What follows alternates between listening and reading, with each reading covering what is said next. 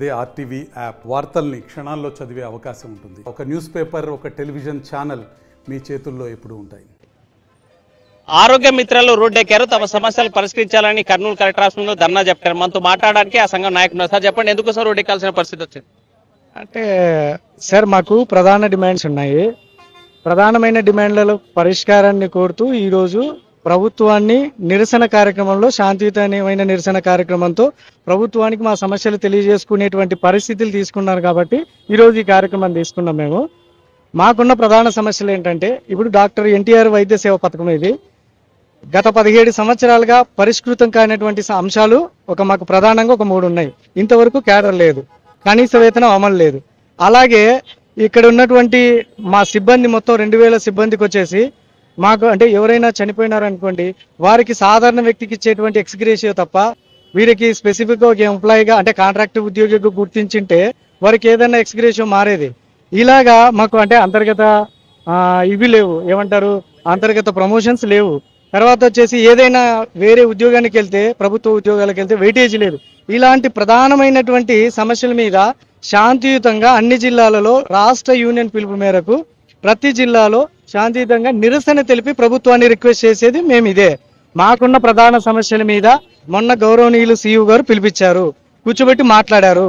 త్వరలో మీ సమస్యల పరిష్కారం చేస్తామన్నారు. అయితే పరిష్కరిస్తామన్నారు తప్ప అంటే మాకు హామీపూర్వకమైనటువంటి పత్రం కానీ ఏది తెలియలేదు. అందుకోసం అని చెప్పి ముందుగా తీసుకున్నటువంటి కార్యక్రమాల దృష్ట్యా మేము ఈ కార్యక్రమాన్ని చేపడుతున్నాం. రాష్ట్రం మొత్తం మీద అన్ని జిల్లాల్లో ఈరోజు జరుగుతుంది. ప్రభుత్వాన్ని ఒకటే కోరుతున్నాం, సార్ ఇది ప్రభుత్వ వ్యతిరేకమైన కార్యక్రమంగా తీసుకొద్దు, మా బాధను తెలియచేయడానికి తీసుకున్నటువంటి కార్యక్రమంగానే మీరు తీసుకోవాలి. మిమ్మల్ని కోరేది ఒకటే, మా ప్రధాన సమస్యల్ని పరిష్కరించండి, మాకు క్యాడర్ ఇవ్వండి, కనీస వేతనం అమలు చేయండి, మాకు ప్రభుత్వ ఉద్యోగాల్లో వెయిటేజ్ని ఇప్పించండి, ఎక్స్గ్రేషియో ఇవ్వండి, రిటైర్ అయిన వాళ్ళకి 10 లక్షలు వచ్చేలాగా తీసుకోండి, తర్వాత ప్రభుత్వ కాంట్రాక్ట్ ఉద్యోగిగా గుర్తించండి, అవుట్సోర్సింగ్ నుంచి మార్చండి. మాకు లైఫ్ ఇస్తే మేము ప్రజలకు మరింత సేవ చేయడానికి ఇంకా కష్టపడి పనిచేస్తామని ప్రభుత్వాన్ని కోరుతా ఉన్నాము, సీఈఓ గారిని కోరుతా ఉన్నాము. కాబట్టి మా సమస్యల మీద సానుకూలంగా స్పందించండి, శాంతియుత నిరసనని ఆమోదించండి, మా సమస్యల పరిష్కారాన్ని తీర్పించండి. మీరు చెప్పండి, మా ఆరోగ్య మిత్రులు డైలీ చేసే పని ఏంటి?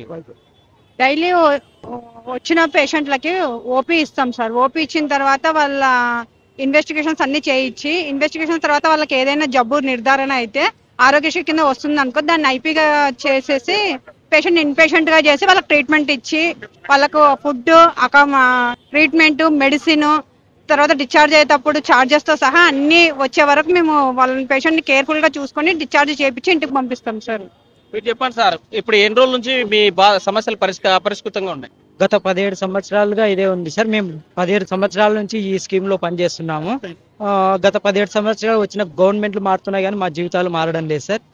మాకి గవర్నమెంట్ ఏదైనా సమాన పనికి సమాన వేతనము ఇచ్చి క్యాడర్ ఇచ్చి మంచి ఇవ్వాలని మేము కోరుకుంటున్నాం సార్. మీకు వచ్చే జీతం ఎంత, ఇచ్చే పెన్షన్ ఎంత, లేకపోతే కట్టే పిఎఫ్ ఎంత? సార్ మాకి 15,000 రూపాయలు మామూలు నెట్ వస్తుంది సార్. పిఎఫ్ కట్ అయి 13,080 రూపాయలు మాకి శాలరీ వస్తుంది సార్. ఇది ఈ ప్రస్తుతం ఉన్నటువంటి ఖర్చులకు తగ్గట్టుగా సమాజంలో ఏ విధంగా సరిపోవడం లేదు సార్. మాకు అవి జీవితాలు చాలా దుర్భరంగా ఉంది, జీవితాలు గడపడం చాలా కష్టంగా ఉంది సార్.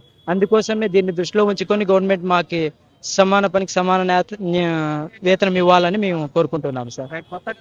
వైద్య మిత్రులు పెద్ద ఎత్తున ఆందోళన కార్యక్రమం చేస్తున్నాం. మనతో మాట్లాడి మరి కొంతమంది చెప్పండి, ఏంటి మీ సమస్య? 32 ఏళ్ల వయసులో ఈ జాబ్ లో జాయిన్ అయినాం సార్. ఈ రోజు 46 ఏళ్ళు.